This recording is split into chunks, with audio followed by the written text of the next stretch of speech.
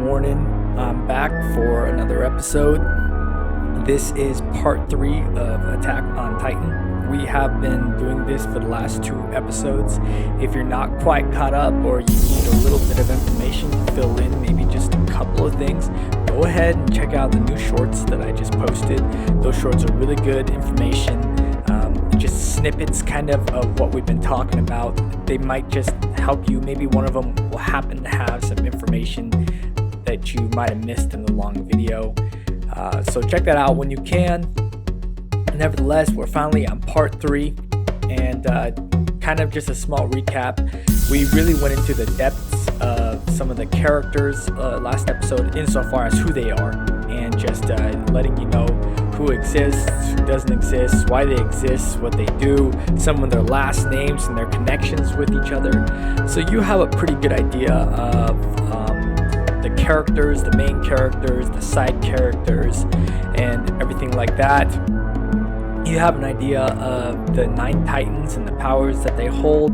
You know that the royal family is the Rice family. Historia is a member of the Rice family.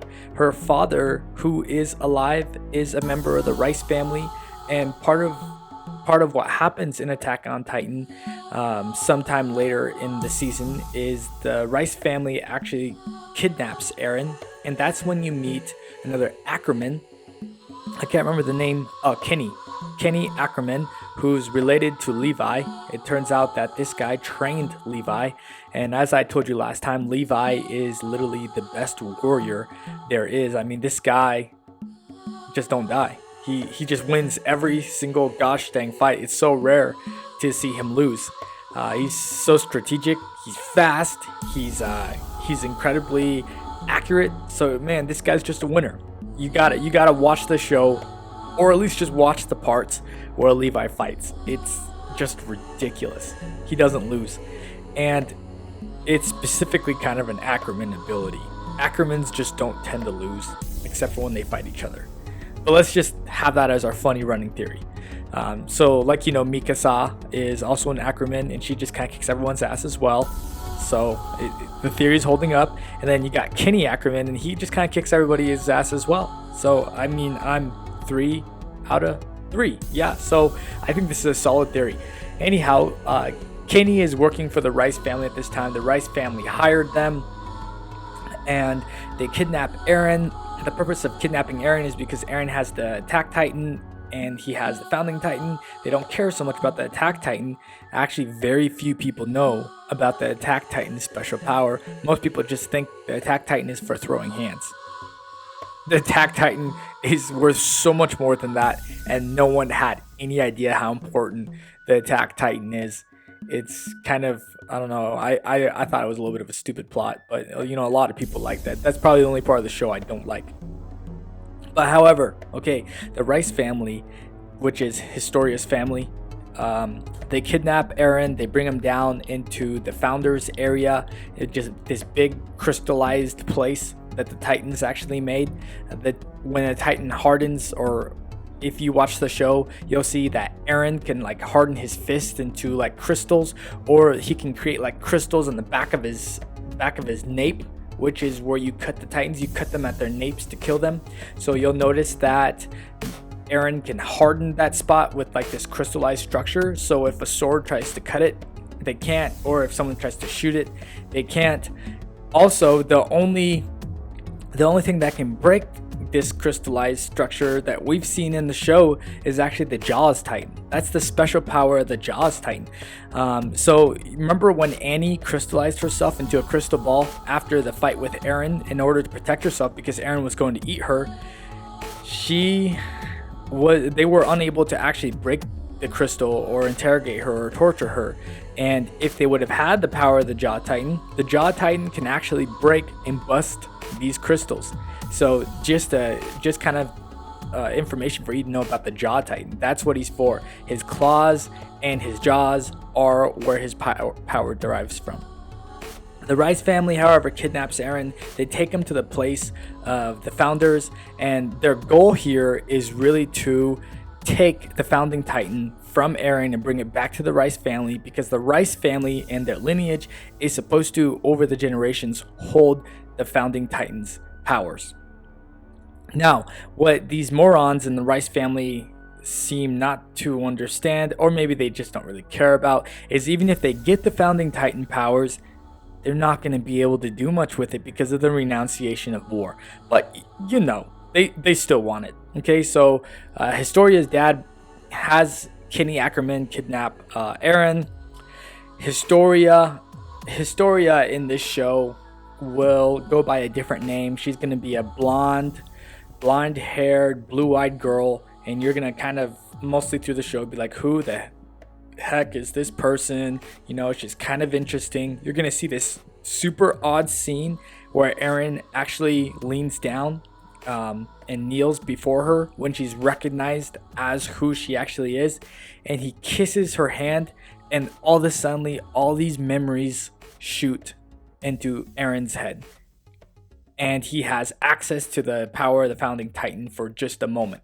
So she's royalty, she's super important, but she doesn't really do anything in the show. She kind of gives away her opportunity to be the center of the show when her father requests that she eats Aaron to gain the power of the founding Titan.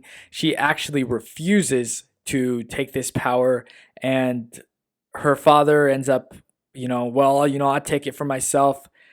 Her father doesn't succeed. Historia lives, her father doesn't, and Aaron lives, and we move on throughout the story. So that's a super important piece right there, is Historia had the opportunity to end Aaron's life. She had the opportunity to take the founding Titan. But what Historia doesn't know at this time is that Aaron is partially, or mostly, depends on your interpretation of what we're going to talk about when we talk about the paths, but Aaron is mostly responsible for the death of her entire family. Sorry, not her entire family, but someone that she loved. And her entire family. Yeah, you'll have to watch the scene where Grisha Yeager, Aaron's father, goes down into the founding place. He takes the founding Titan. Well, when he does that, he also, I believe, kills some other people, which is the royal family. But however, go through that, check it out, tell me what you think, and we'll see what happens, huh? Now, throughout the show, I think we've covered most of the major battles. There's so many different characters. The show does such a good job on presenting different characters, making them interesting, making you wonder about them. So it really, like I said, it's better to watch the show so you can really understand what's going on, because there's a lot of politics in this show as well. Now, we've spent a lot of time on Paradia, on the characters of Paradia, and we haven't spent a lot of time on Marley. So what happens, I believe, at the beginning of season 4 is we finally go to Marley. So let me make sure that we end season 3. We end season 3 with the island of Paradia beating the Colossal Titan. So the Colossal Titan flees, beating the Beast Titan, so the Beast Titan flees. They beat the female Titan, and she's crystallized and captured. And then the Colossal Titan was actually eaten by Armin. So Armin actually gained the power of the Colossal Titan, and Aaron was actually the one to cut the nape of the Colossal Titan. During that battle, they lost their main man, the strategic genius, Erwin, and he died. It sucked. It was a terrible decision that they had to make. And Levi, of course, has been under Erwin for as long as you can imagine, and a lot of these other scouts. And everyone pretty much was, well, logically so. They wanted to save Erwin's life. The way that they were going to save Erwin's life was because they actually had a vial of the spinal fluid of the Beast Titan, and they were going to give it to either Armin or Erwin. So during the Colossal Titan attack, the Beast Titan attacked, the Colossal Titan attacked, and the Armored Titan attacked. So Levi went and dealt with the Beast Titan, and during that time, every single person, I believe, that except for one man, every person, well, of course, Levi lives, right? But other than Levi, only one man lived. So there, I don't know, there must have been 150, 200 soldiers that stormed the Beast Titan. So imagine this. You're standing amongst these kind of townhouses or just, I don't know, residences. You're standing within the area. About 300 yards or 400 yards away from you is the Beast Titan. And the Beast Titan's little specialty here is actually how he throws stuff. I'm not sure if that's like a Beast Titan special power, but a funny thing about Zeke Yeager when he was young is he was super good at throwing a baseball. And he would throw a baseball with one of the scientists who actually was the Beast Titan in Marley, who gave him the Beast Titan powers. And that was the person who influenced him and who convinced him to snitch on his parents. So funny enough, it connects to his childhood. So Zeke Yeager, who is the Beast Titan at this time, has this ability where he reels back, he grabs like a bunch of rocks or anything that he can really have, and he swings it in this weird manner and throws it. If you're a big baseball fan, maybe the way he throws makes a lot of sense to you. To me, I would have thought I'd break my elbow, but if you're a baseball fan, you're gonna go, oh wow, that makes a lot of sense the way he does it. Anyhow, so that's kind of what they got when they're dealing with the Beast Titan, and so the scout regiment goes out there to meet the Beast Titan, and the Beast Titan just absolutely kicks their ass. He just wrecks them. And every single soldier, amongst all the soldiers that rode, all of them died except for two. Only two survived. And Levi by himself killed all of the mindless Titans, and he defeated the Beast Titan, but he didn't get to kill Zeke Yeager, because I think the Cart Titan saved them. So the Cart Titan was another factor, I believe, at the end of this. The Cart Titan was kind of a new character for us, and the holder of the Cart Titan, I don't remember, whatever. I don't remember. The Cart Titan came to help them in the system. So now we understand what happened with the Beast Titan, the Colossal Titan. Aaron and all the other buddies go to face, well, mostly just Aaron and Armin are responsible for taking care of the Colossal Titan. And they get it finished, man. But during that time, so something that the Colossal Titan can actually do is it can expel a ton of steam. And this steam is so incredibly hot that it burns the flesh off of your skin if you're too close. It's also powerful enough that it blows you away, or it might make your grappling hooks release from its body if you grappled onto the Colossal Titan. Now, there is a cooldown time for the steam that the Colossal Titan emits. I don't remember how long it is, but Armin is a genius actually as well. So he was able to figure out how much time it was going to take for this for the steam to expel and when to attack. Him and Aaron did so. They ended up winning. It was a huge win, and they were able to cut out the Colossal Titan birth control, also known as Berthold, and they were able to cut off his arms and legs, because if you cut off the arms and legs of a Titan holder, it takes them a long time to heal, and while they're healing, they can't actually turn into like a huge Titan typically. So that's one way of effectively moving around or capturing a Titan holder, is by cutting off all their limbs, so they're which they can heal from. You'll see a bunch of steam emitting. Steam is their way, it would seem, of healing. But anyhow, that's kind of how that works. So the Beast Titan is defeated, the Colossal Titan is defeated, and now we move on to Marley in season 4. So the Beast Titan and the Armored Titan, who are all that's left, and of course the Cart Titan, who they brought kind of into the last season 3, the end of it, you see the Cart Titan. We go off to Marley. Now, I'm about to go on a rant, guys. I'm about to lose my cool. And when I say I'm about to lose my cool, I'm not even playing around. This shit pissed me off, man. There's this little bitch, and her name is freaking Gabi. Oh, my God, bro.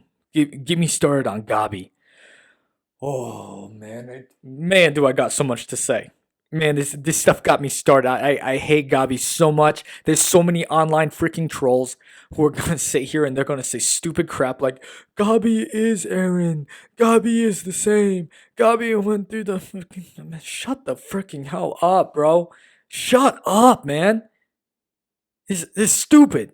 Anyways, okay. So we go over to Marley. And like I've told you, Marley is quite a bit more advanced. Marley is over the ocean. So in Paradia, sorry, I have to go back to Paradia, but in Paradia, the people have never seen an ocean. Like I said, the people are so far behind in advancement because they've been secluded for so long and because their memories have been wiped. That yeah, they have no way of traversing the ocean, and they have never been to the ocean because of the Titans. They've always been too scared. And you know what? They finally make it. And it's a shocker for them. But across the ocean, Aaron finally realizes that there are people across it that exist. And so he finally realizes that they're never going to be free until they're able to deal with the threat across the ocean.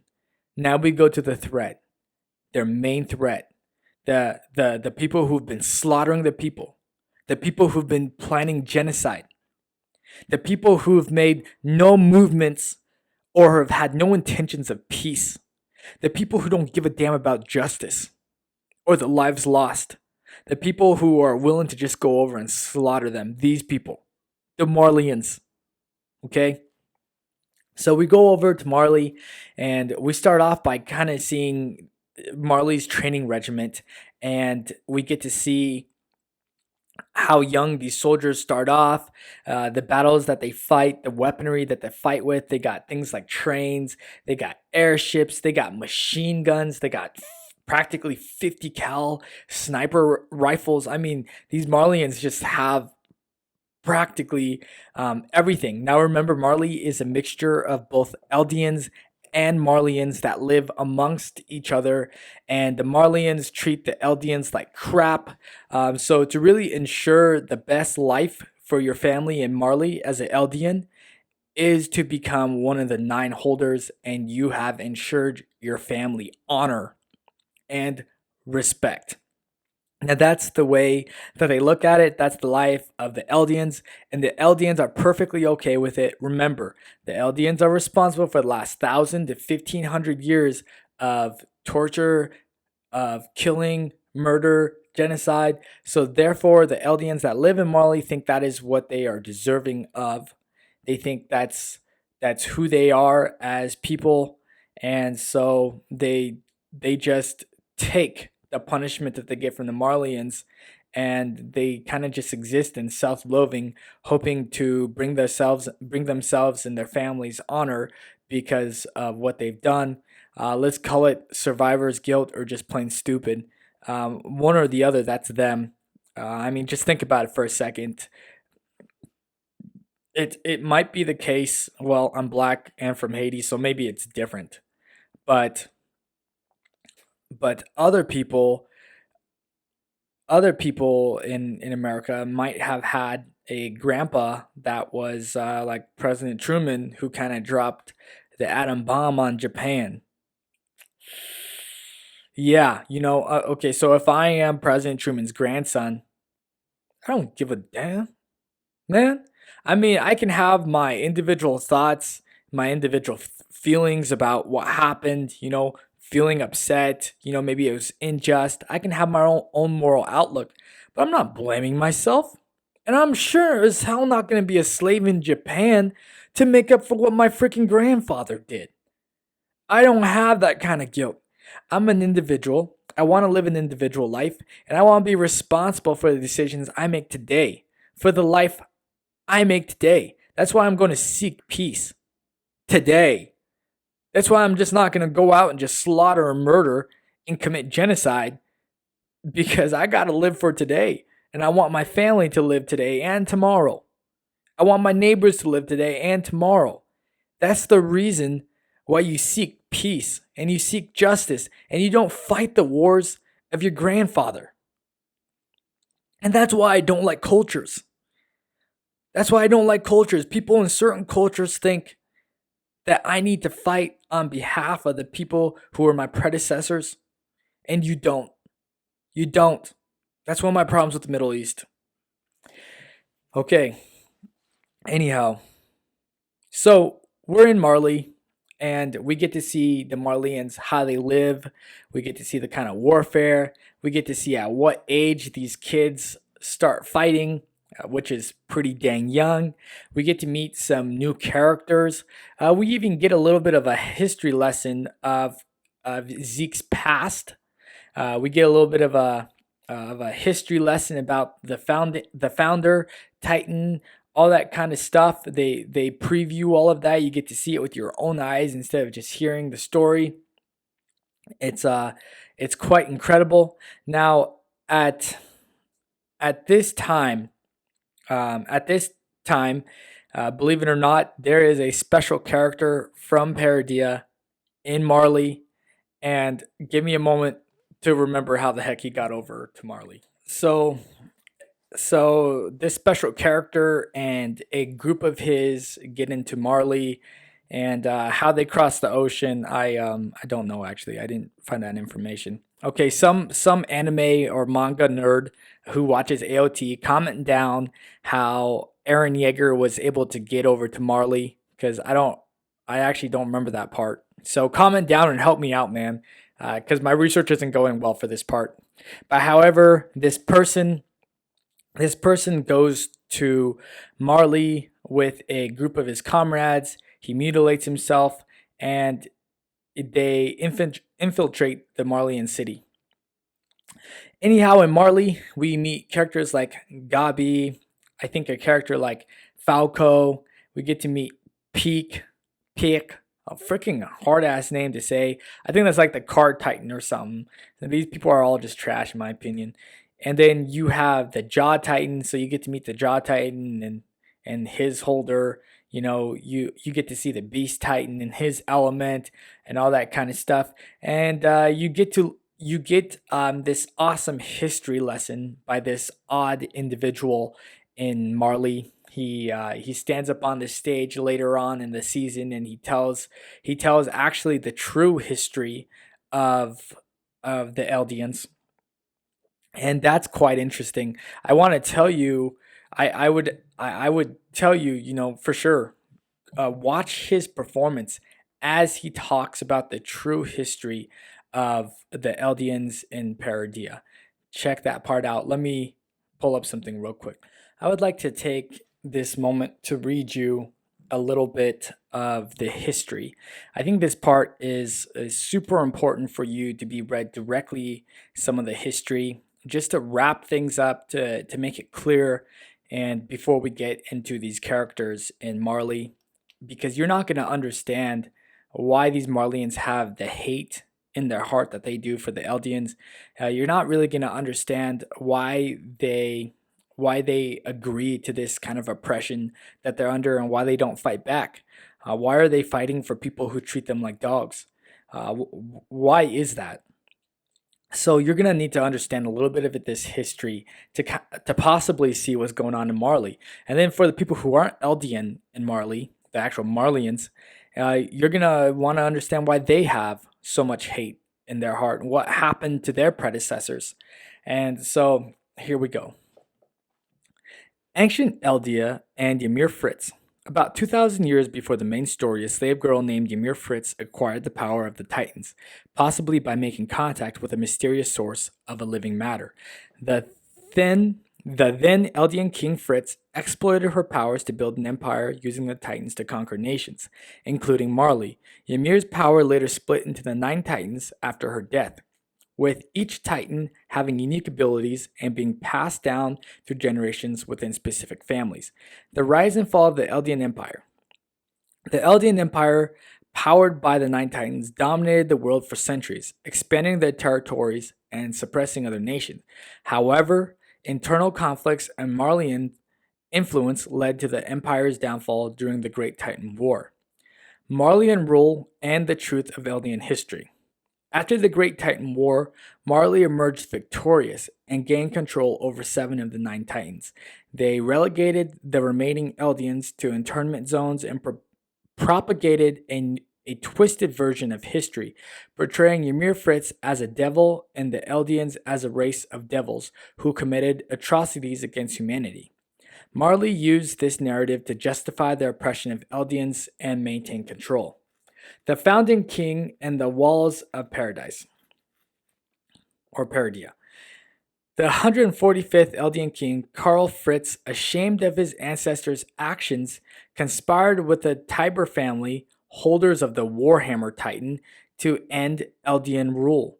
He retreated to Paradia Island with a portion of the Eldian population, using the founding Titan's power to build the 3 walls out of colossal titans and erase the memories of his people, creating a fabricated history to ensure peace within the walls.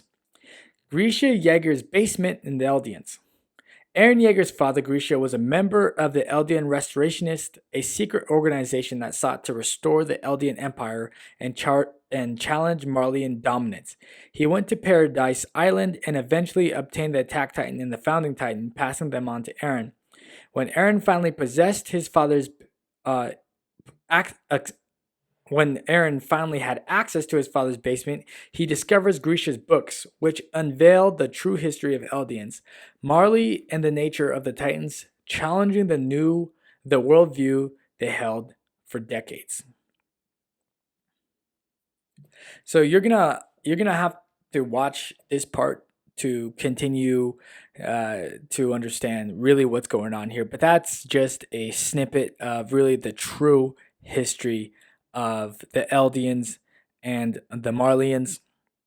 Now, it's true that the Eldians did conquer some places.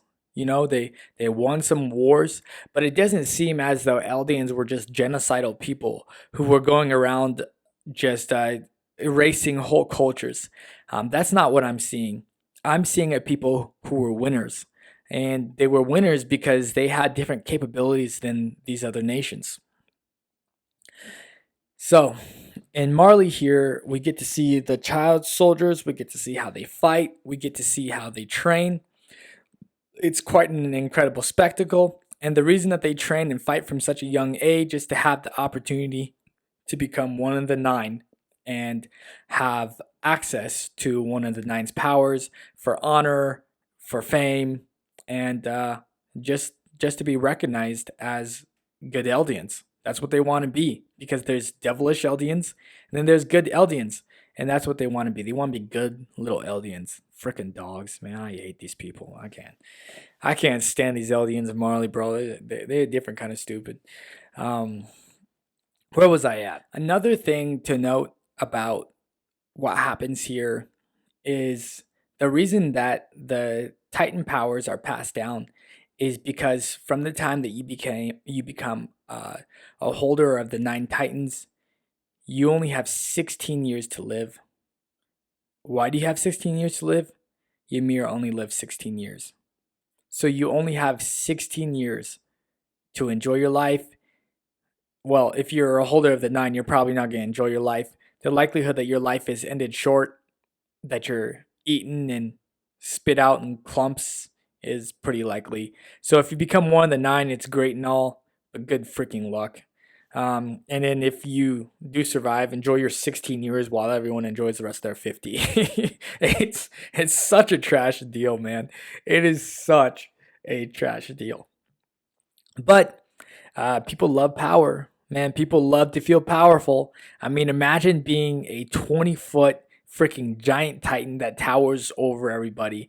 I mean, wouldn't that just feel so nice? Feels so nice. Imagine the fame and the power, man. Like, you could have anyone you want. You could do mostly whatever you want. You would just, every other part of your life would suck. But at least you'd have those parts. Yeah. You decide whether you want to be a holder of the 9 Titan powers or whatever. I wouldn't want to be. I don't think it would It would be great. I don't want to only have 16 years to live. So after 16 years, these powers have to be passed down to the next generation. The way it's passed down is you put the spinal fluid and the next person who's supposed to become a Titan holder. And then the current Titan holder brings himself to his human form. And then now mindless Titan, because he's had the spinal fluid, so goes from human, mindless Titan. The mindless Titan eats the human form of the 9 and becomes one of the 9, who can transform from one of the 9 to its human form. So same with, the female Titan, the beast Titan. So those are part of the 9, so you become one of the 9. Now you can hold multiple Titan powers at once. You can have the Attack Titan, you can have the Founding Titan, you can have the female Titan, you can have the Warhammer Titan. It turns out that one holder can have all of the powers all at once, just like Ymir did. Right. So recall, Ymir decided to split the Titan powers into 9. If she wouldn't have, there would just be one Titan, which would be the Founding Titan. But because she was able to hold all but split, that means one person can also hold all, but then it's gonna continue the cycle and naturally split. So if, let's say, Eren Yeager was to take all of the Titan powers and he was to die after 16 years because he wasn't able to change, the fact that Titan holders die at 16. Okay, let's say that's the case. If that is the case, in the next generation, there will actually be an Eldian as chosen, I guess, by Ymir, who will actually be born with one of the powers. And then the next child with the second, and the third, and the fourth, and the fifth, all the way until all the Titan powers are dispersed once again amongst Eldians. So can you see how this is kind of a perfect cycle? Now this cycle kind of sucks because it's like, well, what if we want to get rid of these 9 and we just want to have one? We don't really want to suffer in this manner. We don't want random 9 children getting these powers all the time and dealing with this issue. Well, you're so out of luck. The only thing I think that you can really do is go to the paths. Once you're royalty with the Founding Titan powers, you can go to the paths and request something of Ymir. But I'm not sure what Ymir would do for you or how that would work. Oh, that's right, the renunciation of war. I'm not actually sure if you can do anything. Now, that's going to get interesting. But anyhow, we get to see the Marleyans. We get to see they have like huge airship balloons. We get to see the way they live. It's very much so different than the Eldians. They look more like a modern, advanced kind of industrial town, while Paradia, where most of the Eldians live, kind of looks more like a medieval, old, rundown town. So that's the difference in advancement. And now we get to meet a character by the name of Gabi, Falco. We see all the Titan holders. I told you all this information. We get to see Marley in all its glory. It's really amazing. It's super interesting, the dynamics and the politics that happen. But something that's occurred that you're not going to realize for a little bit is that Eren Yeager has infiltrated Marley with a group of his comrades. And what Eren Yeager is about to do in Marley is going to be unheard of. It's going to be crazy that he actually gets away with this. And I am going to talk about this in AOT Part 4. I will talk about the battle that happens in Marley, what happens as a consequence, and then I am going to rant about freaking Gabi. I am going to rant. Oh my gosh, I can't wait to rant about Gabi. I freaking hate this little bee. But anyhow, come back. I hope you enjoyed this episode. I think we have about another 2 to 3 episodes of this before we go and we talk about Palestine and Israel. After we talk about Palestine is Israel, we are going to leave morality and we're going to talk about justice. But anyhow, thank you so much, guys, for coming. I hope you enjoyed this episode. I plan to come out with more. I just keep doing this every single week. This is a grind, man. This is a grind, but I'm going to keep going. This has been fun. You guys have a great week. I see you guys for the next episode. And, of course, like always, I'll be spitting out some shorts. Give me some input if you have some time. Give me some input on the shorts, what you like, what you don't like. Shorts are pretty easy to modify, and I have more time to play around with the shorts than I do, a 45-minute video. Editing a 45-minute video takes hella time, dude. Like, if it's 45 minutes, it's gonna take me about twice as long. 45 minutes to put all the captions, 45 minutes to look up all the info and make the transitions and all that kind of stuff. So a lot of times it's over 2 hours of work to put out a 45 to an hour video. And then some of you are like, whoa, bro, you spend that much time and you still suck? Well, okay, maybe. I'm trying. But anyhow, thank you guys so much. You have a great week.